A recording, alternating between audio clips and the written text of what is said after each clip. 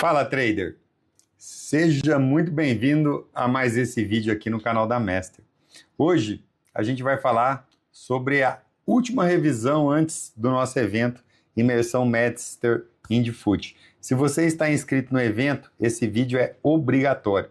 E se você ainda não está inscrito, fique até o final, porque eu tenho certeza de que você vai entender por que o índice futuro é um dos mercados mais fascinantes e desafiadores que existem aqui na B3. Mas antes de começar, eu quero te pedir 3 coisas. Primeiro, deixa aí seu like. Segundo, se inscreva aqui no canal da Master. Terceiro, clique no sininho, abra a caixinha e marque a opção de todas as notificações, porque o YouTube muitas vezes não entrega nossos vídeos para todo mundo. E aproveite para compartilhar esse conteúdo com outro trader, vai fazer diferença para ele.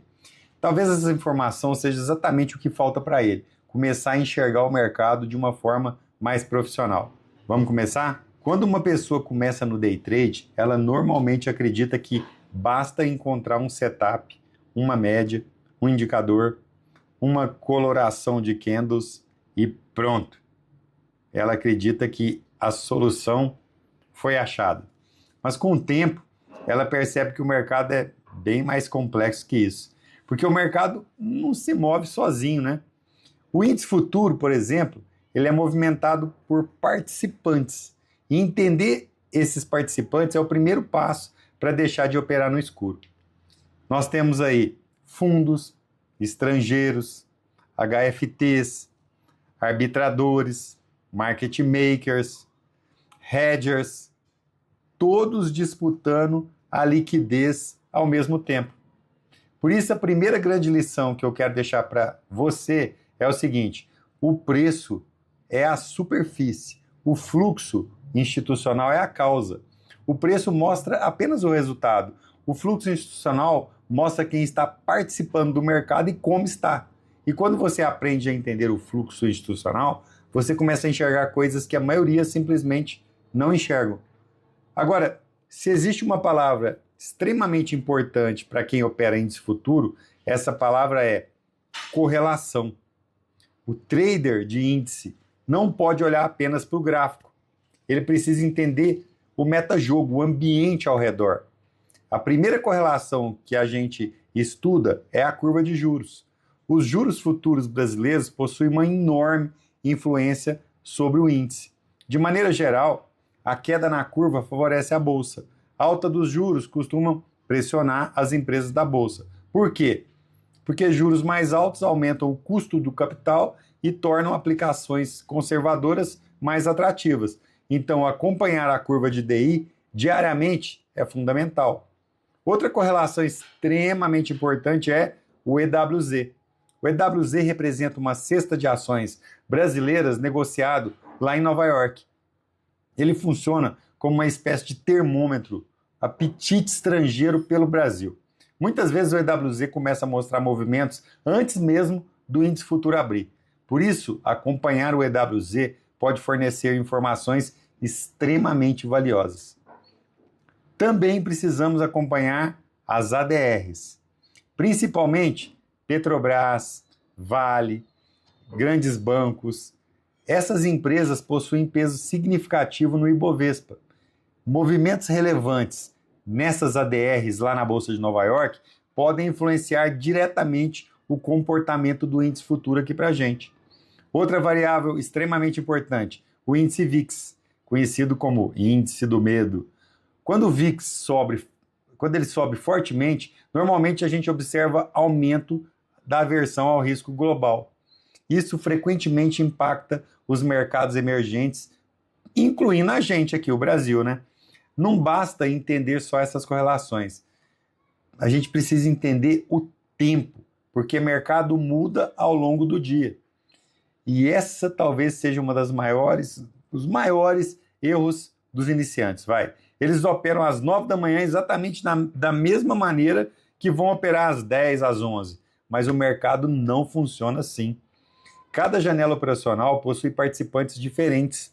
No pré-mercado, a partir das 8h30, a gente já começa a observar a formação dos contextos e do panorama. A análise internacional, como é que estão os juros lá fora, como é que está o EWZ na pré-abertura, os futuros americanos, como é que estão sendo negociados, as notícias. Pouco depois já vem o leilão de abertura. Durante o leilão já começa a aparecer posição de busca por liquidez, por ajuste. 9 horas a gente tem a abertura do índice futuro. Mas às 10 horas acontece algo que é o mais importante. Abre os papéis, o mercado à vista. E com ele entram os novos participantes. Mais liquidez, mais institucional, mais direção. Depois, às 10h30, a gente tem mais outra grande mudança. Abertura do mercado americano. A partir daí, aumenta significativamente a participação dos gringos, estrangeira. Entram mais arbitradores internacionais participando, operando EWZ, operando ADRs, grandes fundos internacionais arbitrando tudo. Por isso, muitos dos principais movimentos do dia acontecem justamente às 10h30. E existe outra janela extremamente importante, lá no finalzinho da tarde, o fechamento de tudo isso aí. Porque o próximo do fechamento, os hedgers vão trabalhar bastante. E o ajuste, né, que está lá no fechamento também é muito importante. Tudo isso influencia diretamente o comportamento do índice no mercado. Guarda essa frase aí, ó. Cada janela possui um objetivo, cada player possui um propósito.